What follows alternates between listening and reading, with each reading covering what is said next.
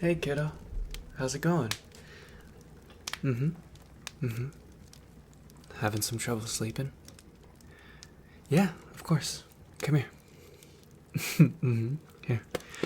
Come sit on my lap and, let me read you a thing or two. Of course. It's no problem. Well, luckily for you, I have right here a very magic book.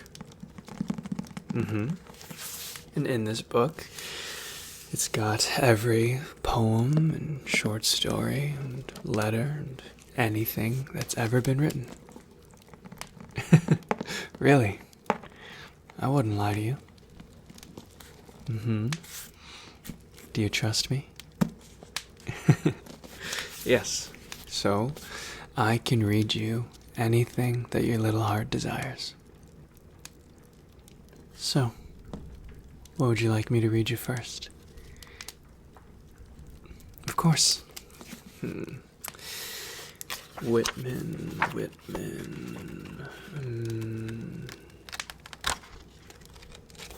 Here we go.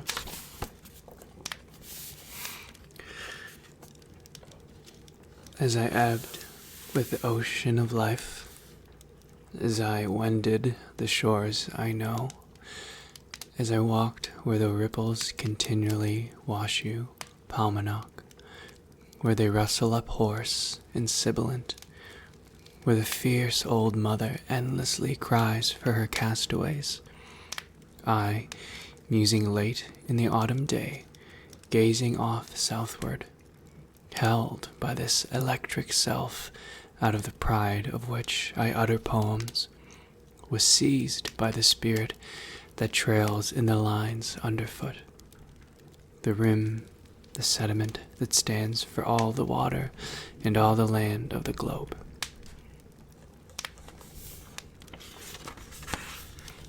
Fascinated, my eyes reverting from the south, dropped to follow those slender windrows, chaff, straw, splinters of wood, weeds in the sea gluten, scrum, scales from shining rocks, leaves of salt lettuce left by the tide, miles walking, the sound of breaking waves the other side of me.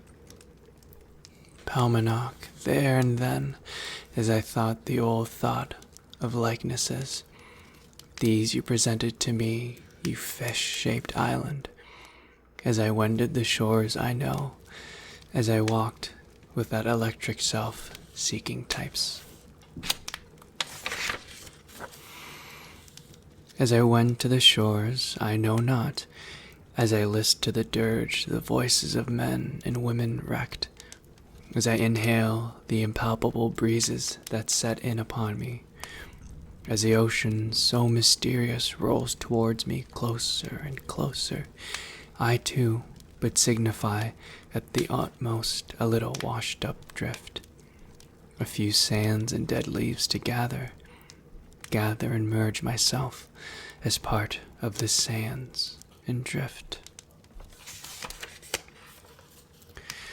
Oh, baffled, balked, bent to the very earth, oppressed with myself that I have dared to open my mouth, aware now that amid all that blab whose echoes recoil upon me, I have not once the least idea who or what I am, but that before all my arrogant poems, the real me stands yet untouched, untold, altogether unreached, within far mocking me with mock congratulatory signs and bows, with pearls of distant, ironical laughter at every word I have written, pointing in silence to these songs and then to the sand beneath.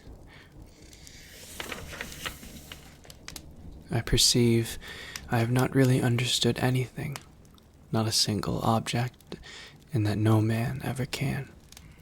Nature here in sight of the sea taking advantage of